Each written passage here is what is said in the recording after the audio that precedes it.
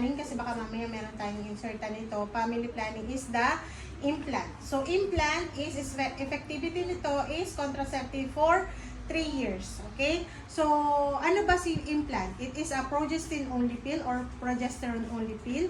So, si implant is pwede sa mga breastfeeding mommy. Okay? So, kasi progesterone lang siya. Okay? So, si implant, pwede natin siyang ibigay within 24 hours after delivery. So, safe siya na ibigay natin. Pero, minsan may mga complications si implant. Okay? Minsan mga complication implant is nakakasakit siya ng ulo.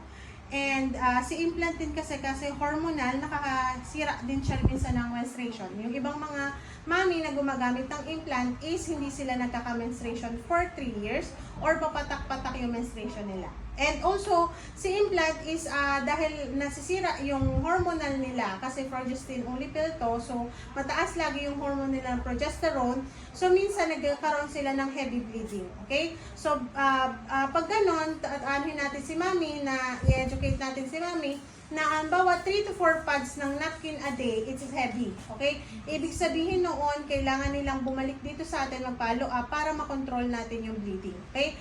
Kasi pag hindi natin na-control yung bleeding, maaaring bumagsak yung hemoglobin level nila, baka mamaya mas imbis na tayo makatulong, so makaporwisyo pa tayo kay mami. Okay? So kaya dapat si mami is ma-educate natin pag nagbigay tayo ng family planning din. Okay? About dun sa mga dangerous na ma-encounter nila. Okay?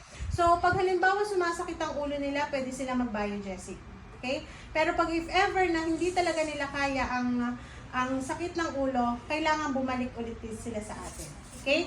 Then, si implant is, ang ano natin ito, pag halimbawa maglalagay tayo dito, ang i-educate natin kay mami is 177, 1 day na nasa kanilang bandage, kasi yung ano natin, implant is normal na mamamasa, kasi intradermal tayo. Okay? Sa skin lang tayo maglalagay. Okay? Dito lang siya na parang palito ng posporo. Okay? 7 days na hindi nyo babasain kasi may maliit tayong opening, baka mamaya mapasukan ng tubig, so yung consistency o yung gamot natin pag napasukan ng tubig, hindi siya magiging effectivity. Okay? So, mag-aano yung effectivity niya pag napasukan ng tubig. Okay?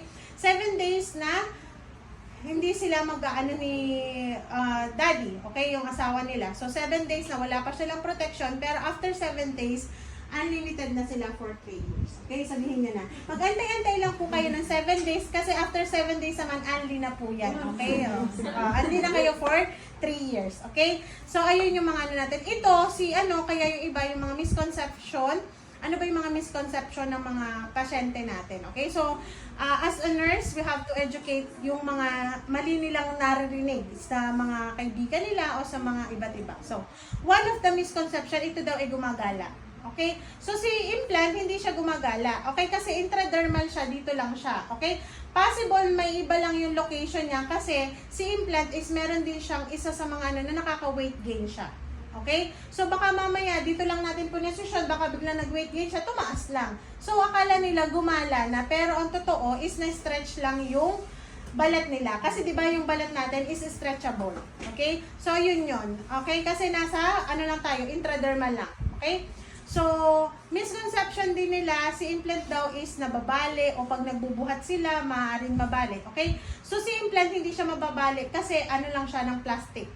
Okay? So, hindi siya mababali. Kaya pati din siya dinesign para dito is para hindi siya ganun, hindi siya ganun madadali or hindi, nasa safe side siya. Okay? Kaya dito siya nilagay. Okay?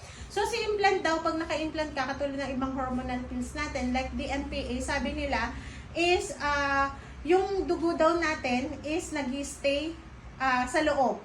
Diba? Tingin nyo, nag-stay ba talaga siya sa loob? Kaya kung bakit sila nawawala ng menstruation? So, di ba may cycle tayo? Okay? Di ba meron tayong cycle, yung yung 4 na cycle natin? Menstrual, proliferative, secretory, di ba yun yung cycle natin? So, doon nagaganap yung pagtaas at pagbaba ng estrogen natin. Okay? So, pag si progesterone laging mataas, so hindi na nagiging yung cycle natin.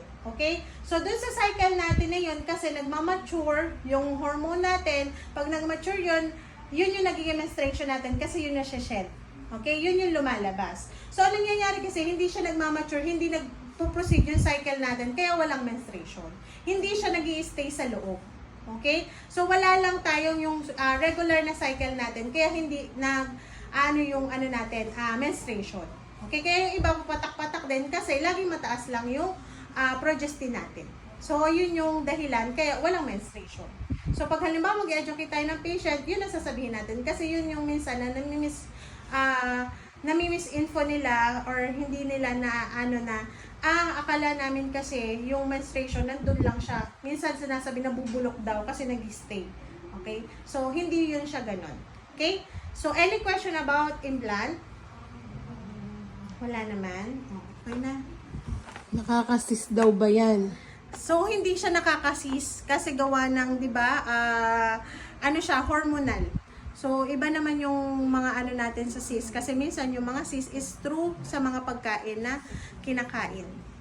Okay? Mga carcinogenic. Okay.